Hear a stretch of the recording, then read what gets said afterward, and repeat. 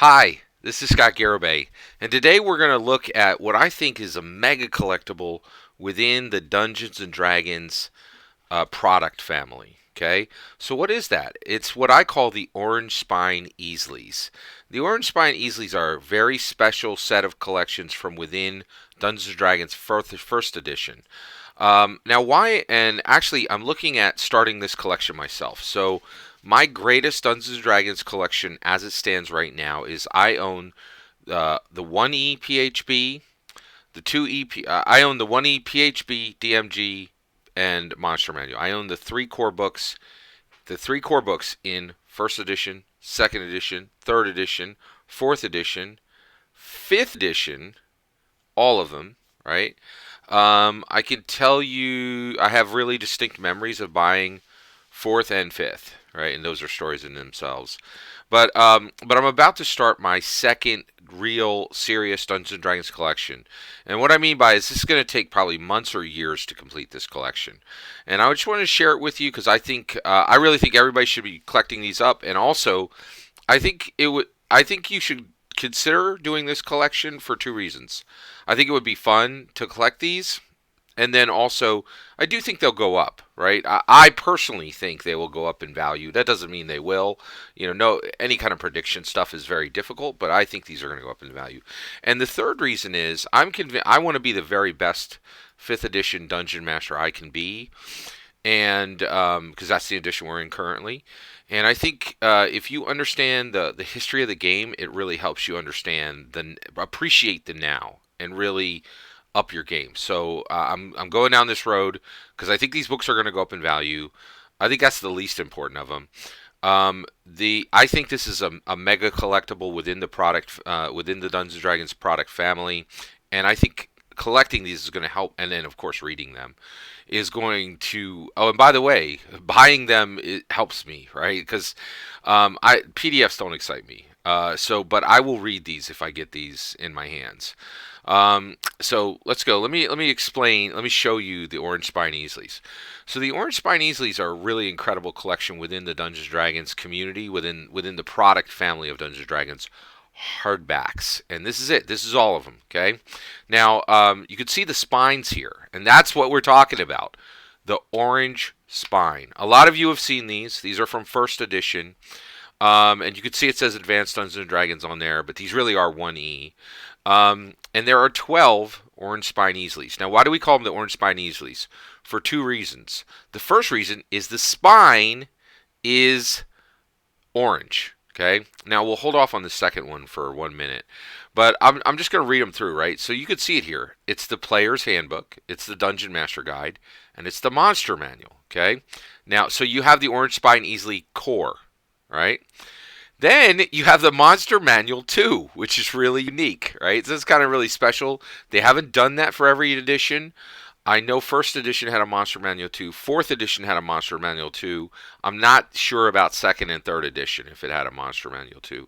You know what? I'm positive that third edition also had a Monster Manual 2. And I'm not sure if second edition had a Monster Manual 2. So Monster Manual 2 has been in at least three editions. There is no Monster Manual 2 in 5th edition, which that's probably a conversation of itself.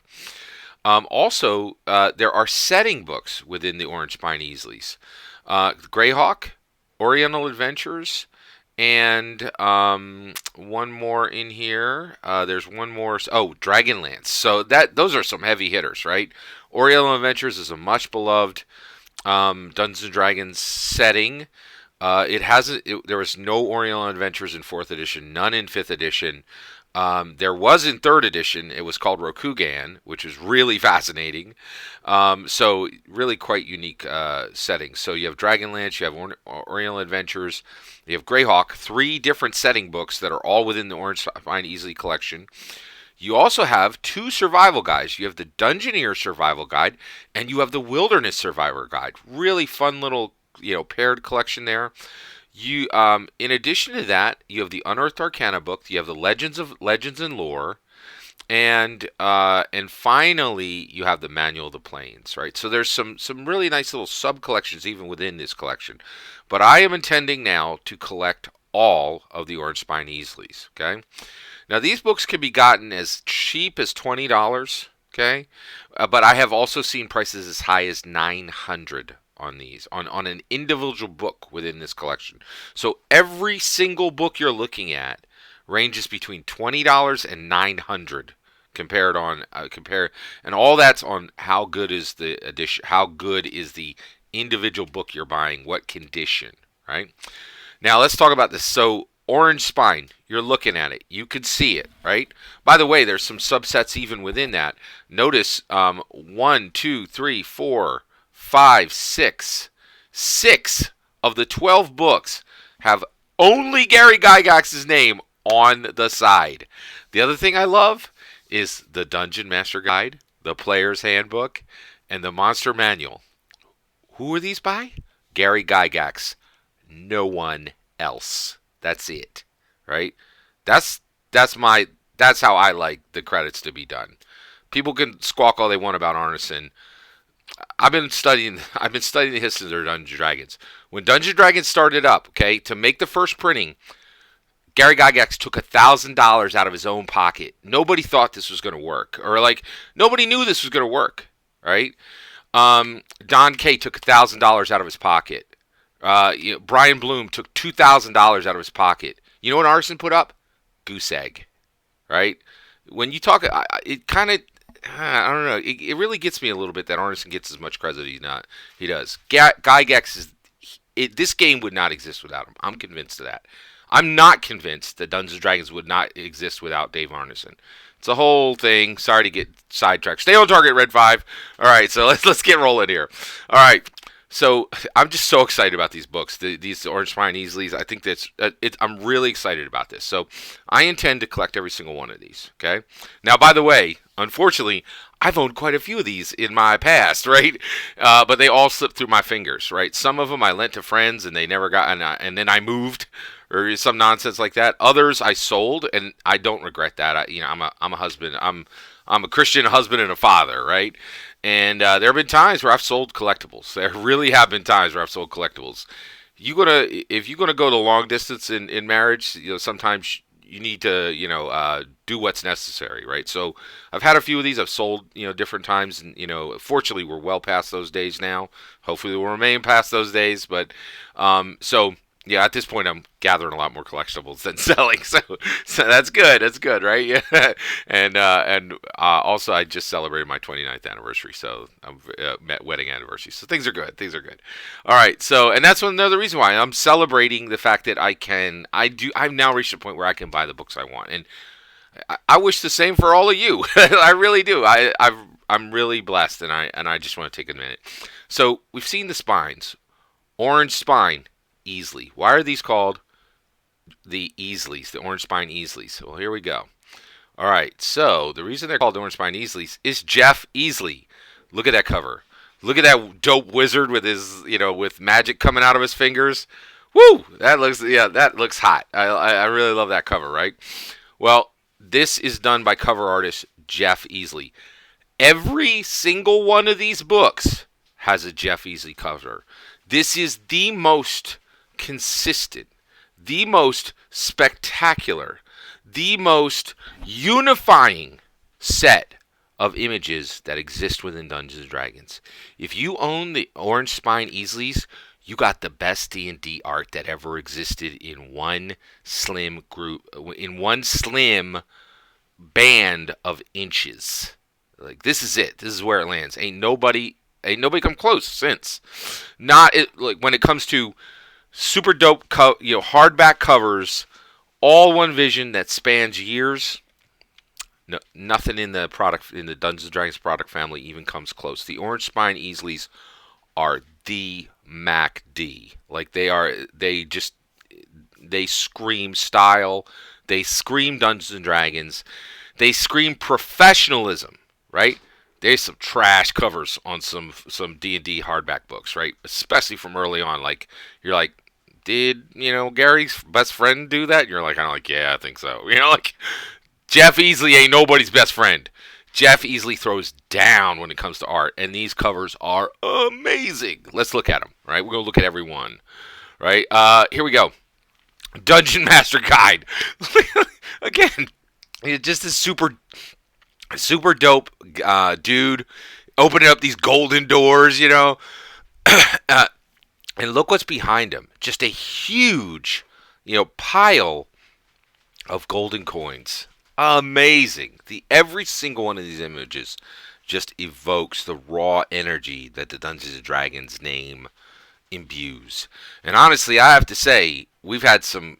Oh boy, man, we got to talk about art. Fifth edition, it's got a lot of great stuff, and it's got a lot of great covers, but it's not unified. Those covers are not they do not look alike. There isn't a unified theme across the books. It's just not there. Let's look at this next one. The Monster Manual. A dragon fighting Pegasuses.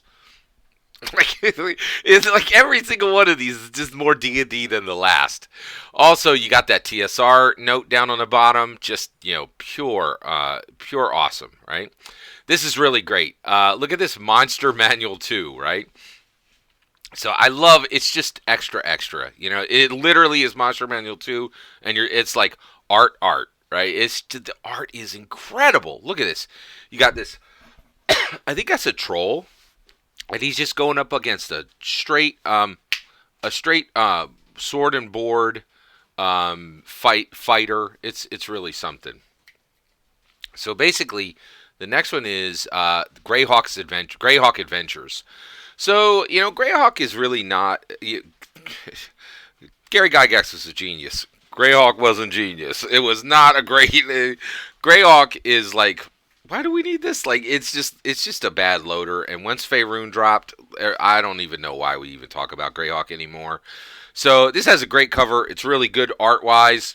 It's in the collection, right? And I love setting books, but I'm not expecting a lot to be on the inside of this book. But I do love this griffin on the outside, and the griffin is going to take this knight with like a magical sword toward the dragon. That's another thing I just love about these is they're just so raw, and it's just really raw and wonderful. I love it. By the way, I do see that it says second edition on the cover. This gets weird. It's really tough to say what was first and second edition. But there's a few of them here. All right, Dragon and Lance Adventures. Look at that incredible cover. It's really, really something. I am very impressed. Yeah. So it's really something. Next is Oriental Adventures. Excuse me.